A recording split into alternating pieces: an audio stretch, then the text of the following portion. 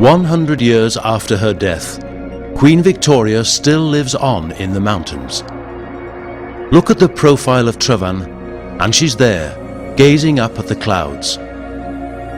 Yet strangely, from the other side, you can see two people standing on the summit, and they're much older even than the Queen. Two upright boulders named Adam and Eve. Close by, the Devil's Kitchen is haunted by the murderer of Prince Idwal.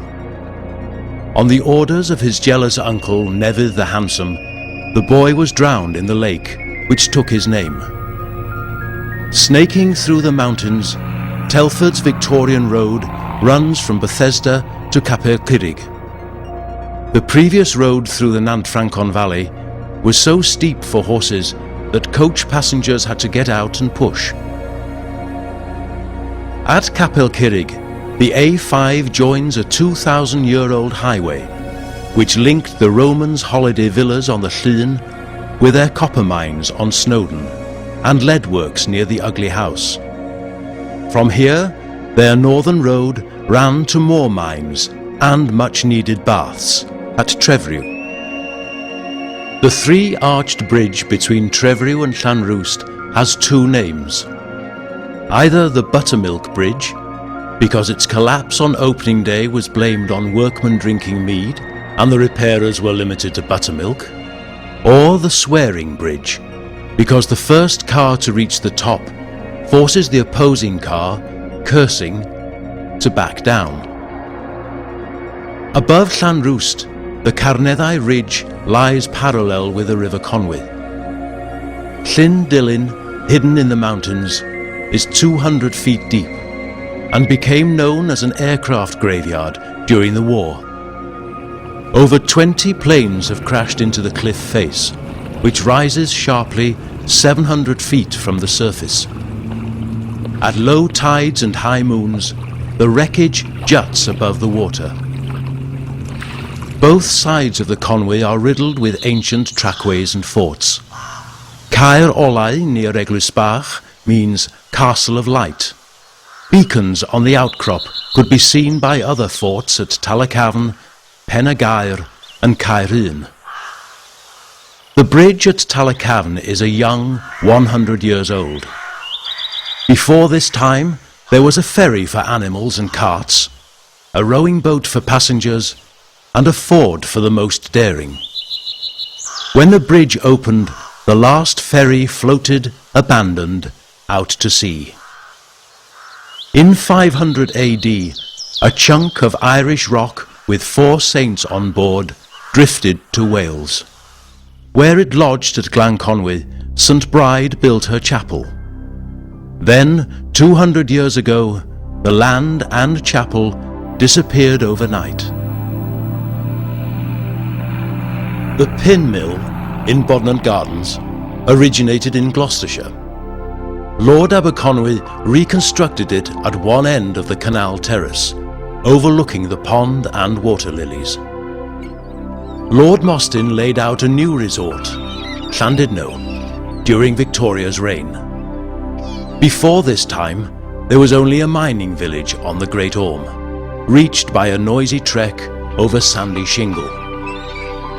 On the Orme's cliffside is a flat rock submerged by high tides. Whenever a Mostyn steward mistreated their tenants, he was kept on the stone for one day, naked to the wind and the waves. On the hills above Diganway, in the 6th century, a proud tyrant, fond of French wine, erected his castle. Maelgwyn Gwynedd united the tribes of North Wales and gave the county his name. Nevertheless, he died of the Yellow Plague, and his lands, which once stretched from the Orme to Puffin Island, were flooded by the sea. Eventually, Maelgwyn's fortress was hit, firstly by lightning and secondly by the Saxons, and the Norman structure which replaced it was flattened by the Welsh. So in 1283, Edward of England looked across the water and decided to build on the opposite, safer riverbank. No problems. the Pope gave his permission for the monks of Aberconwy to be ferried down to Meynan. Soon high walls encircled the new English town of Conwy, and the castle, its stonework gleaming with whitewash, dominated the estuary below.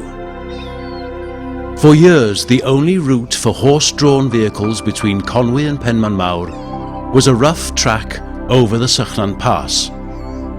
Loose rocks threatened from above, and cliffs on one side fell sheer to the sea. Instead, many carriages waited for low tide and continued along the shore. From their factory above Penmanmawr, Stone Age man, without transport, exported his stone axes along these ancient pathways. Later on, a Bronze Age tribe erected a circle of standing stones here, burying at its center the cremated bones of their children. Along the coast at Aber Gwyn-Gregin, Llywelyn the Great kept as prisoner a gallant Norman knight. In time, the ransom was paid, and William de Breos went free. However, the Welsh prince discovered that his wife had fallen in love with William during his stay. Llywelyn recaptured the young man, brought him back to Aber, and hanged him from a tree. Llywelyn was a formidable enemy of the English, and his stone castles still remain today. Eventually, he took the title Prince of Aberfraw and Lord of Snowdon. Our highest mountain in England and Wales has been visited by man for pleasure and pain since before the Ice Ages. In the mud of Llyn Llydaw beneath Snowdon, two frustrated ancient fishermen abandoned their canoes, dug out from tree trunks. Much later, mountain guides laden with baggage led tourists on ponies up to the summit, with a welcome break for diluted brandy or sherry on the way. Despite the crowds, hidden in a cave on the slopes of Llywedd, the Knights of the Round Table lie sleeping. Ready armed, they are waiting for King Arthur's return and a call to battle once more. What better place than Snowdon, a mountain of legend and mystery, to descend to earth and finish our fantasy flight over North Wales? And would it be a bad thing if the spirit of the mountains invaded our souls and made mad poets of us all?